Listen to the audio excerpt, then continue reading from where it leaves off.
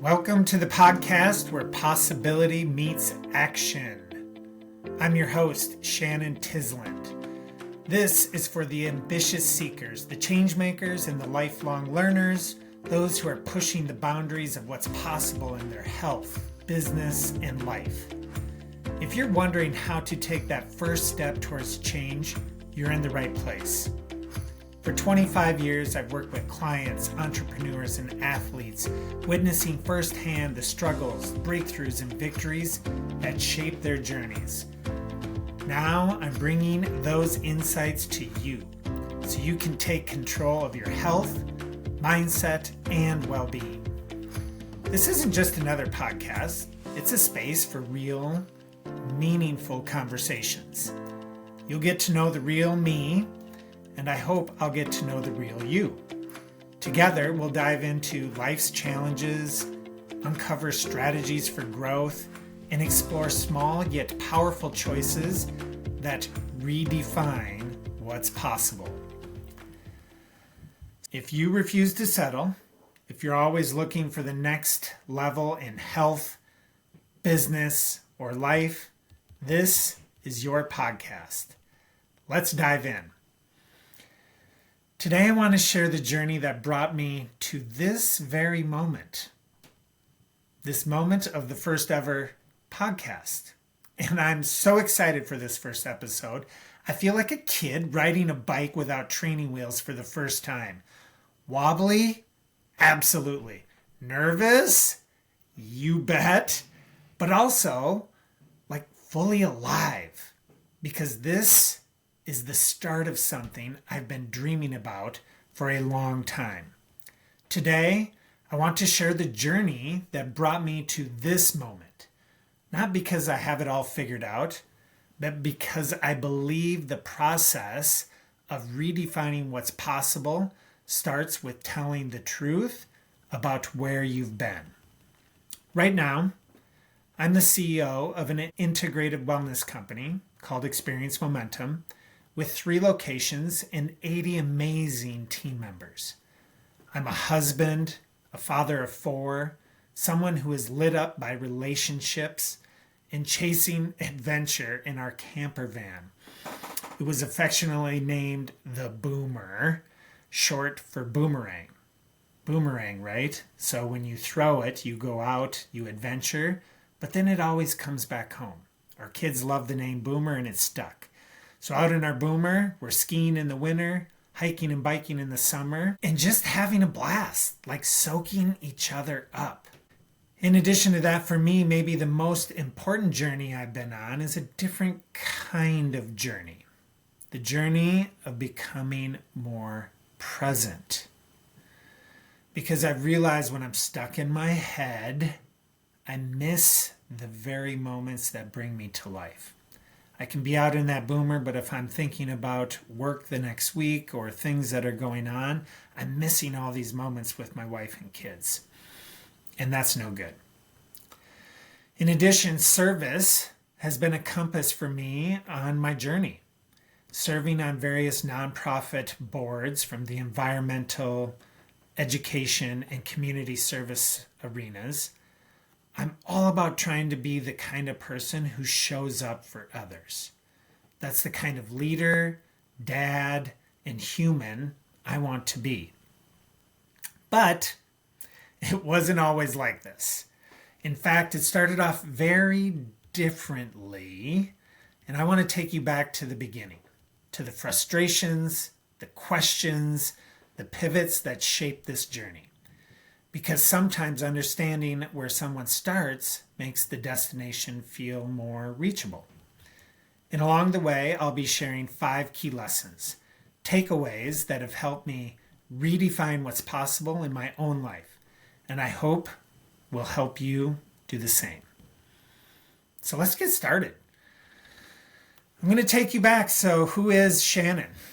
Shanon grew up in a small 1-stoplight farm town in northeast Iowa. I always wanted to be a farmer. My mom's father had a farm, and as much as I could, I always wanted to be out on that farm with him, riding on the tractor in the summers, uh, playing with the animals, the cattle, the pigs, the chickens, and just it was like a vacation for me being on that farm.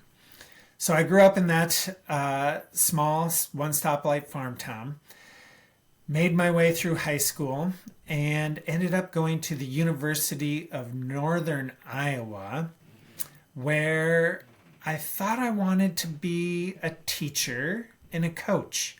I had a very influential coach, my high school football coach, and I always thought, I want to be like him.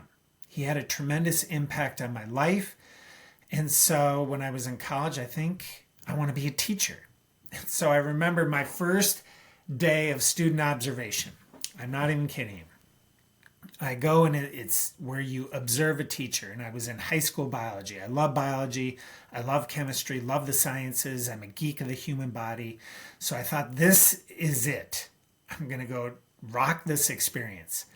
Well, it didn't quite turn out so great. I walked into this classroom in Waterloo and introduced myself to the biology teacher. And when class started, the bell rang. Within 2 minutes, there was a scuffle in the classroom. And the teacher said, hey, I need to take these kids to the principal's office. Can you run through some slides? Which back in the day, they were on a projector. And I said, absolutely. So no sooner had the teacher walked out the door shut, and spit wads came flying at me. And I was like, oh no, you don't. And so I was just taken back. This is not the teaching experience that I was looking for.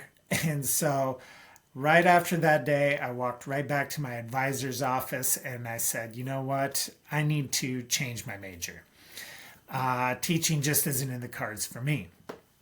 So I really thought, what do I want to do? And like I said, I loved the sciences. I was a geek of the human body. And I thought maybe becoming a physician, maybe becoming a physical therapist, maybe becoming a chiropractor. And I ended up going toward physical therapy. And I'll share my grandfather on my dad's side, when I was younger, had a stroke. And I always remember how he had to learn how to write with his left hand. And I remember being in the hospital, watching him with his therapist, trying to teach him how to write with his left hand. And it was super frustrating for him. But he was able to do it. And he was able to walk. And I remember watching these physical therapists work with him in a walker. And I never really saw myself in their shoes, but that always imprinted or left an impact on my life. So I decided to go the physical therapy route. And so I worked really hard. I was the nerd that was at the library till midnight most nights of the week. I realized getting into physical therapy school was extremely competitive. Out of 400 to 500 applicants, each program took 40 students a year-ish. And so I had to be on my game. And so I remember just working really hard, and I wanted to get into the University of Iowa. I had always dreamed of being a Hawkeye, and they had a really good physical therapy program. And so that was my number one choice. And I remember just filling out the application, submitting. I was like, I got this. I was accepted for an interview. I thought it went great. And then it's just this waiting game. Waiting, am I going to get this letter that says I've been accepted? And I got a really itty bitty letter, which isn't typically good news. And it wasn't good news. I got rejected.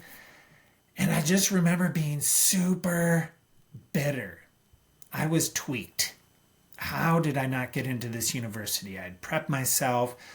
I graduated with honors, all these things. And anyway, it wasn't meant to be. So I remember interviewing at my second choice, Des Moines University of Osteopathic Medicine, which is also has a great program, but it was also 3 times the cost. And so I wasn't excited about all these student loans, but I interviewed, went through the process, and was accepted into Des Moines University of Osteopathic Medicine. And so here I am at school in Des Moines and feeling pretty good about this profession. And what was really neat about this program is I got to pick my rotations kind of wherever I wanted. And I remember being like, I have really not left Iowa. I should probably spread my wings. So I picked a rotation out in Seattle, Washington. And if you've ever been to Seattle, which I hadn't, it is absolutely majestic. The mountains, the water, the landscape, the freshness. And coming from Iowa, that was a big transition. I had a really good experience at my rotation and came back to school in Iowa and started thinking maybe that'll be someplace I end up. With that being said, there was huge healthcare changes coming from the legislative level, where Medicare had significant cuts across the board for all physical therapy services. And so here I am, 1 year into my program, and physical therapists are getting laid off across the country. And this is kind of rocking me a little bit because I've just taken out all this student debt. And when I graduated, I couldn't find a job. I had applied everywhere. I remember moving back home to Iowa, living with my folks, and I'm applying everywhere. And after several weeks, I just realized, you know what? I'm going to take a chance. I'm going to move out to Seattle. I don't have a job, but I'm going to do it. And during this time, I'm not going to lie, I was a little tweaked. Here I am, 6 years of education, and I can't find a job, and just being really bitter at the healthcare system. So I moved out to Seattle and I took a job as a personal trainer, and I just felt trapped. As a personal trainer and someone just out of school looking to repay back all these loans, you have to work when clients want to be trained, which is the 5 a.m., 6 a.m., 7 a.m., and then people go to work. And then they get off work and they want to be trained at 5 p.m., 6 p.m., 7 p.m., 8 p.m. So I had this crazy schedule of training early in the morning, this downtime in the middle of the day, and then coming back to it. And wasn't really happy about that either. But I realized I loved training people. I had this background in physical therapy where my job is to help people recover from an injury, from a surgery, which can be very arduous, can be a painful process, and sometimes it's people who have neglected their bodies. And now I'm on the health plus side of things where these clients are coming to me and they just want to be healthier. And I'm like, this is really cool. So even though I was working early and late, which I did not like, what I was doing actually surprised me and lit me up, and it kind of planted this seed. So fast forward a couple years and the job market started coming back, and I was able to secure a job as a physical therapist, started working for a traveling agency, which was really cool. And I started working at an orthopedic center with 2 orthopedic surgeons. And I just got to see all sorts of things, from crazy shoulder surgeries, knee surgeries, back injuries. I was in the operating room watching so many surgeries and getting to treat people like immediately after a traumatic event, and just really enjoyed this process. But where I was at in my life was maybe not so ideal. So this is early 2000s, and I find myself kind of questioning, who am I? Like, really, who am I? What do I want with my life? And what is my purpose? I realized I was trying to keep up with the Joneses. And on this journey, I'm still trying to pay back my student loans, and at the same time would like a nice car, maybe I can buy a house. Maybe I can get these things. And at the moment, I had really never paused like, why? Why do I want these things? Why am I in such a hurry to pay back my student loans? And I realized I didn't really know who I was. And that was like this wake-up moment where I realized I was just trying to fit in. I didn't know who I was, but trying to fit in to these different groups of people. And when I reflected, I realized I was showing up differently depending on the group I was hanging out with. So one group might know me as Fun Shannon, another group might know me as Professional Shannon, another is like, Serious Shannon or Workout Shannon. But I was only a portion of who I was because I wanted to fit in. And when I realized this, I was like, I just want to be me. But I got to figure out, who am I? And so starting to sit with that question of like who I am, it was very interesting. I realized that I was holding on to this level of bitterness from all this student loan debt that I had, not getting into the program I wanted to, not being able to find a job. It just like came out in me. And then I started noticing this in my patients. So they're coming into me for physical therapy, but they also have things going on in their life. And so I started asking deeper questions to my patients, like, when was the last time you experienced joy? Or do you love what you do? Are you fulfilled in your relationships? And some of them started looking at me like, hey, I'm just here for my shoulder. Why are you just asking me all these questions? But I realized healing is holistic. It's about the whole person. And if we're carrying stress in our lives, our immune system is taxed and we're not going to recover as quick as we could. And I want to work on the whole person, not just a body part. So that created the birth of Experience Momentum, which was a life coaching experiment. As I was going through my life changes, I said, hey, can other people maybe benefit from this? So I launched an 8-week program in 2005. It was all about setting goals in each area of your life, your relationships, your health, your fitness, your career, your finances, your spirituality. Really looking at, where am I today and where do I want to be in the future? And in between the two, there's this gap that we get to take action. That's where like the magic of life happens, is in this gap. And so this 8-week program we created, and at the end of the 8 weeks, every client would set a physical goal. And it had to be something they've never done before. Maybe it was snowshoeing in the mountains. Maybe it was a 5K. Maybe it was doing a triathlon. Maybe it was hiking to the top of some peak. Whatever it was, they had to have never done it. It had to be a physical activity. And at the end of 8 weeks, we would go do this thing together. And it was awesome. They were lit up. I was lit up. We're doing this thing. It's this physical struggle, and we'd train for it over the course of these 8 weeks.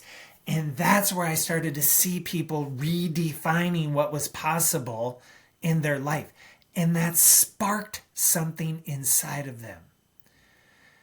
Something they didn't know was there. And honestly, it sparked something in myself, seeing this unfold. And so on this life coaching program, it had been going on a while. And throughout this process, I have a group of friends that we would go skiing together, take ski trips, take hiking trips. And I remember in 2005, Labor Day weekend, we're like, let's go to Mount Shasta. So we're going to go climb Mount Shasta, which is a 14,400 foot peak in Northern California. Absolutely beautiful. So we do this road trip from Seattle, which is like a 9 or 10 hour road trip. And as guys do, we start talking a big game. We start talking, hey, what's going on in our life? What do you see coming down the pipeline? I remember sharing to my friends, I'm like, you know what? I want to open this wellness center. I want to have this group of professionals, from physical therapists to dietitians, massage therapists, fitness coaches, all in one place, this wellness center. So when people come in, they can get taken care of and truly experience momentum in their lives. They're like, that sounds awesome. And so we make it to Mount Shasta. We get up. If you've done any mountaineering, you know, you get up about midnight and you start climbing while the snow is really firm. And you want to summit right after sunrise. So you get to see the stars, you get to see the sun coming up, and it's just this amazing experience. Unless you have altitude sickness, which I get every time, and my head is pounding. So you get to the top and it's awesome, but then you take this, like, put on your fake smile, take a picture, and you're like, okay, let me get down so this throbbing head will feel better. But it is an amazing experience. So fast forward 1 year later, we did this Mount Shasta experience. I spoke out loud my dreams of this wellness center. 1 year later, Labor Day weekend, I'm with one of my friends jogging around this golf course. And I said, John, what are we doing? We totally dropped the ball this year. Last year, we were at the top of Mount Shasta. What are we doing? We didn't do anything this year. And he looked at me mid-jogging. He said, hey, Shanon, I remember you saying you were going to have that wellness center created by now. How's that going? Oh, it was like a gut check where just one of your closest friends calls you on the carpet, calls you on your integrity, and literally my stomach just did this knot. And I realized I was completely out of integrity. And I felt ill. And I said, John, thank you for that. I needed to hear that. So I left that Labor Day weekend. I came home, I got online, and I started researching, drawing out this business plan. I got to figure out how to get $250,000, so I'm thinking, to start this business. So came home that weekend, and I just, for the next several weeks, polished up this business plan. 2006, fall of 2006, finished, presented it to bank after bank. And I'm like, I got this. Like, this is a solid plan. I went to Seattle SCORE, which is this group of business mentors, which helps you write this business plan. I'm like, I'm going to be getting the money. I know it. Well, what happened was I got rejection letter after rejection letter after rejection letter from every bank. No one wanted to lend me the money. And mind you, this is in late 2006. People are getting money for whatever they want. And so I remember calling up a high school friend, Jason, who was a vice president of a bank in Toma, Wisconsin. I said, hey, Jace, can you look at this business plan? Because I'm just getting rejection letter after rejection letter. He said, absolutely, send it out to me. So I sent it out to him. This is in the spring of 2007. And I remember spring day, my then fiance, Kelly, and I were walking around one of Seattle's iconic parks called Green Lake. And we had stopped to watch this basketball game. And the sun was beating down. It was a gorgeous spring day. And my phone rings, and I look at it, and I'm like, this is Jason. And I looked at Kelly, and I looked back at the phone, and I picked it up. I said, hey, Jace. He's like, hey, do you have some time? I'm like, absolutely. And so, long story short, he said, Shanon, I love the business plan. I would love to lend you $250,000 to make this dream a reality. And it was like time just froze.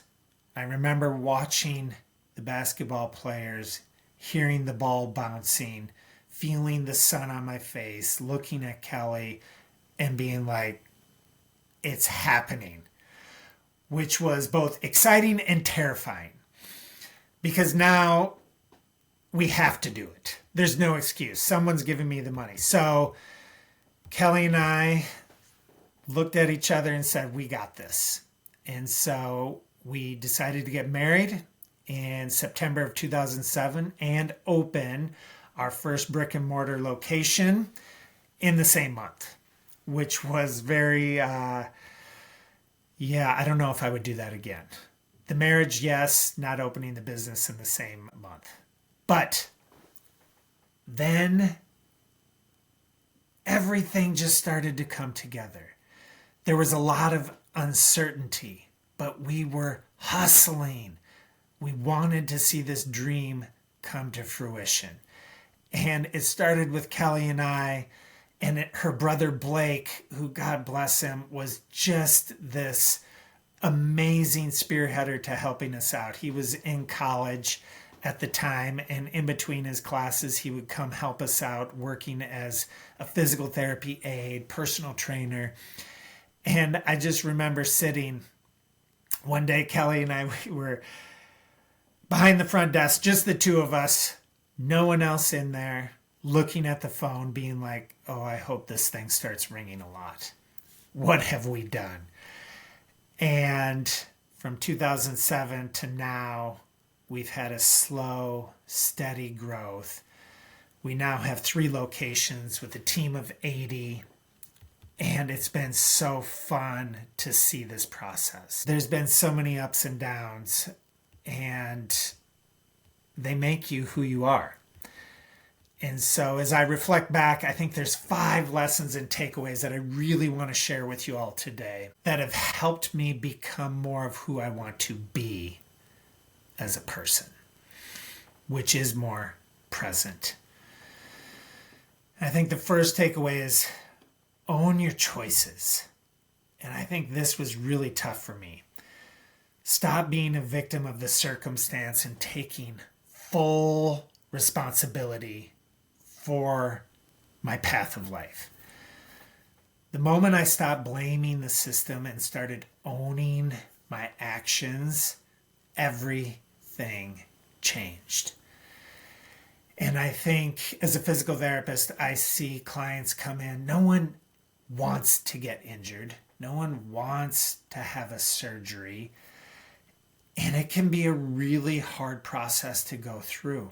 And it isn't until my patients or clients really take responsibility for where they're at that their recovery starts to gain momentum. And I think you can relate this into relationships, like taking responsibility for the relationships you're in, for your career, for your health, for your fitness. Own your choices that will get you to where you want to be. So that's number 1. Number 2, embrace discomfort. As we know, growth comes from stepping outside of our comfort zone.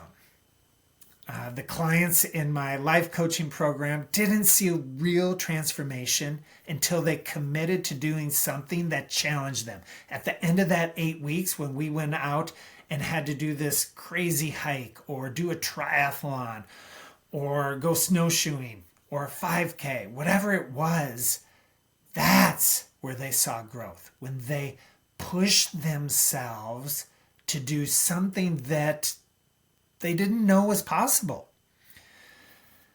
One thing that I think of when I think of this is relationships. Relationships require a lot of work, and there can be a lot of growth and a lot of amazing things that happen in a relationship, and they can also be a struggle.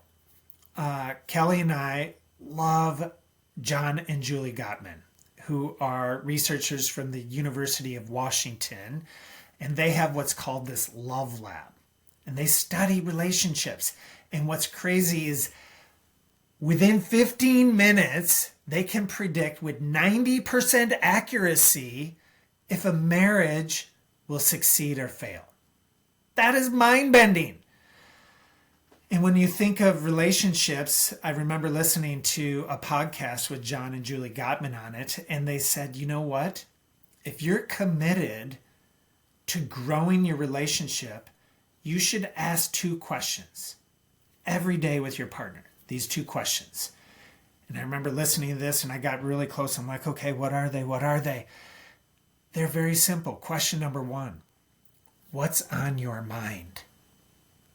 Ask that to your partner. And then just listen. Question number 2, what's on your heart? And then just listen. Those are the 2 questions that they say can transform your relationship. Now, if you're just thinking about that, that sounds simple. And if you've been in a relationship with someone for 1 year, 5 years, 10 years, 40 years, that actually can be quite terrifying. But growth in your relationship comes from stepping outside of that comfort zone to ask those 2 questions. And I remember when I first did this, I came home with my wife and I was like, Kelly, I need to know what's on your mind. Tell me about your day and what's on your heart. And it was just awesome. And we definitely grew closer and we put practices in to help strengthen our relationship, but it's not always easy. So embrace the discomfort. Number 3, community and support matter. You just don't build success alone. The people who held me accountable, Kelly, my wife Kelly, oh my gosh, has been pushing me from day one. Blake has been cornerstone for me becoming a better version of myself. Jason, for taking the time to look at that business plan. John, for calling me on my integrity. They all push me to take action. I think in this world with devices, wherever, if you have a device, they're a distraction and they take us away from connection. They take us away from community. They take us away from support. And for me, I've just found surrounding myself with people who challenge me and believe in me, that's who I want to be with. And if you subscribe to that, then you might have to go back to embracing some discomfort. And some relationships may just have to work themselves out to allow the ones in that you know are going to help you build success. So, community and support matter. Build those meaningful connections. Number 4, purpose is more important than a paycheck. Money alone just is not fulfilling. And I thought making more money and paying off my debt would bring me joy. But it wasn't until I built something meaningful that I felt truly energized. And I just want to share a quick story. As I mentioned earlier, my grandpa, I grew up in a one-stoplight farm town. I loved being on a tractor with my grandpa.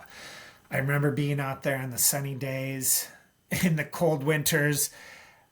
But if it was noontime on the tractor, we were listening to Paul Harvey news and comment. Good day. And it was one of those memories that I will never forget, is just listening to Paul Harvey with my grandpa and being on the farm and seeing him engage with the animals and seeing how he tended to the fields and building terraces to help prevent erosion and rotating crops to keep the soil healthy. He was just passionate about farming. And I was there when my grandpa lost his farm. He got a letter in the mail one day, and I remember him looking at my mom saying, "What does this mean? What does this mean?"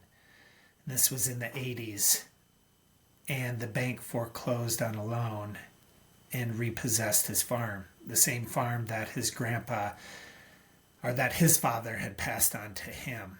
And I remember just seeing him lose it, tears flowing, running to his room, slamming the door. And as a kid who idolized his grandpa, never seeing him cry, like, whoa, What's happening? And it wasn't until I grew up that I can fully appreciate the magnitude of that moment. And I remember my grandpa's farm being auctioned off, and there was sadness. And yet, with my grandpa, you know what he did until he was in his 80s? He stayed a farmer. And I remember Kelly, when we would fly back from Seattle to Iowa, and we'd be driving into town, or we'd be driving back from a night out, and there would be my grandpa out in the fields, 10 o'clock at night in harvest season. And he's on the tractor, 80 years old, and he's doing what he loved. And when my grandfather passed several years ago, I remember being at his wake and just the line of folks shaking hands with so many people that just said how much my grandpa, how good of a human he was, how much he helped them out in this situation. And while he didn't pass away with any money, he passed away with some profound relationships, impact on people. And that's what I remember. Purpose is greater than the money, and we're not taking this with us. And I want to say that we all need to make money. It's the world we live in, but please find something that lights you up, and you won't work a day in your life. Number 5. This is probably my most favorite. Applaud the effort, not the results. You can't always control the outcome of a situation, but you can control your effort. One of my favorite authors is Stephen Covey, author of The 7 Habits of Highly Effective People. And he talks about this circle of concern versus this circle of influence. And the circle of concern encompasses everything you care about, everything that you worry about, things you're concerned with, even if you have little or no control over it. We can't control the weather. I can't control what healthcare legislation is going to do. I can't control if I get into a university. Those would be my circle of concern. My circle of influence represents the things that I can directly influence, things that I can change through actions and choices. Examples of this is like my health. I can choose to work out. I can choose to eat healthy foods. I can choose to ask those 2 questions to Kelly, my wife. What's on your mind? What's on your heart?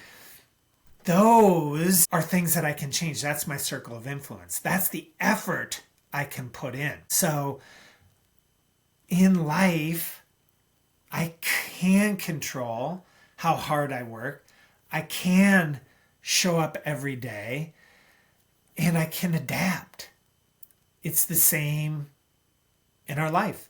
If you're focused on your health, don't obsess over the number on the scale. Focus on the effort of the behavior you're putting in. Are you getting those steps in each day? Every hour at work, do 10 sit to stand squats from your chair. Kelly and I, with our kids, when we talk about applauding the effort, not the results, we double down on this in our parenting. Give your best effort. We say this to our kids with their studies, with their sports, and their relationships. Don't focus on the result. Give your best effort. When you do that, things will work out. The discipline, the consistency, the small daily choices, that's what leads to lasting success. That's where we can put our effort. So, those are my top 5 things. What I've learned on this journey. 1, own your choices. Take responsibility for your path. 2, embrace discomfort. Expand your comfort zone. It's okay to be uncomfortable. Brene Brown, another amazing author, has this saying, courage over comfort. And I cannot emphasize that enough. Number 3, community and support matter. Find the meaningful connections and invest in them. Number 4, purpose over paycheck. Find your passion. Stay with it. If you're focusing on money, that's okay. We all need it, but make sure you're equally focusing on what lights you up, what brings you joy, on your purpose. And number 5, applaud the effort, not the result. Focus on what you can control, that circle of influence, and let's not worry about the circle of concern so much. Thank you for listening to podcast episode number 1. This podcast is about helping you redefine what's possible in your life. Whether you're the athlete, whether you're an entrepreneur, whether you're a parent, whether you're just someone looking to level up. We'll be continuing to dive into stories, strategies, and insights to help you grow in health, mindset, business, and relationships. And if this resonated with you, I'd love to hear your thoughts. Shoot me a message, share your story. And if you haven't already, make sure to subscribe so you don't miss future episodes. Thank you so much for listening. Now, I hope you can go out and redefine your limits and expand what's possible. Have a great day.